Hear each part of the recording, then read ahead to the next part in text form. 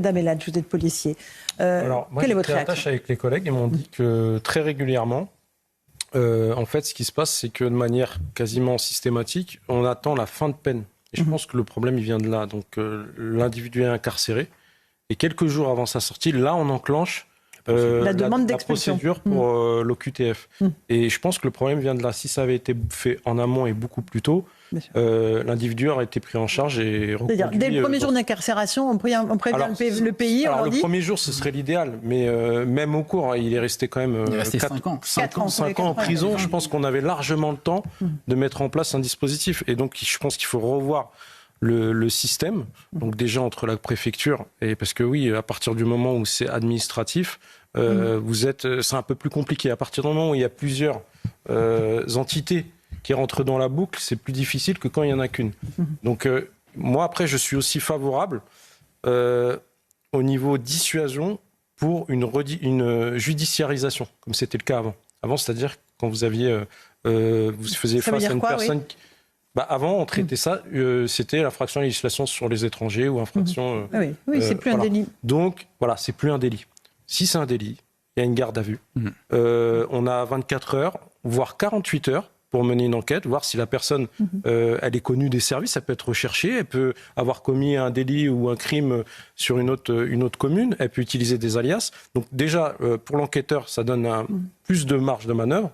Et en plus, dans les meilleurs cas, parce que ça s'est vu, très souvent, il arrive que le parquet défère l'individu. Même s'il n'y a rien après, là je parle que s'il n'y a pas de délit. Ça permet de gagner un peu de temps. Non mais déjà ça dissuade. On va arrêter de dire que la France, forcément, tu viens et tu fais ce que tu veux.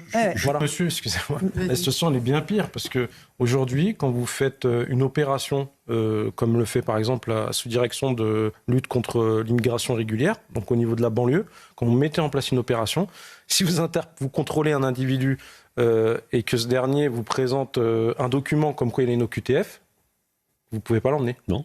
Vous ne pouvez pas l'emmener. Non, on ne peut pas l'emmener. C'est comme une pièce d'identité.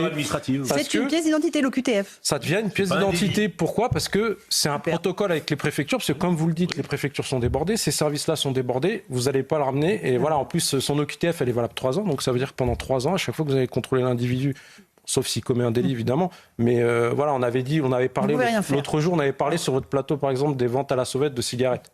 Le gars, il n'aura rien si on l'interpelle pour un paquet de cigarettes. Mais s'il a une OQTF, il va vous présenter ça et puis il repart comme il est venu. Et donc, là, les gens aujourd'hui... C'est un totem d'immunité, ce que vous me dites là, en fait. Oui, mais il y a beaucoup de totems d'immunité dans le droit. Et bon, ça fait partie du droit.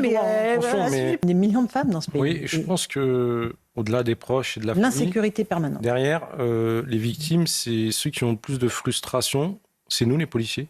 Parce qu'en fait, c'est nous, on est censés les protéger, on est censés les accompagner. Et j'écoutais vers 17h votre allocution et vous avez dit quelque chose de très judicieux, c'est qu'aujourd'hui en France, il n'y a absolument rien de prévu pour les victimes.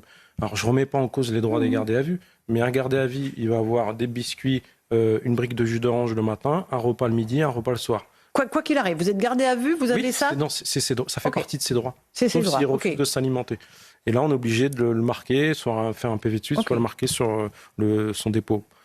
Avant, on prenait l'argent de son dépôt pour payer ça.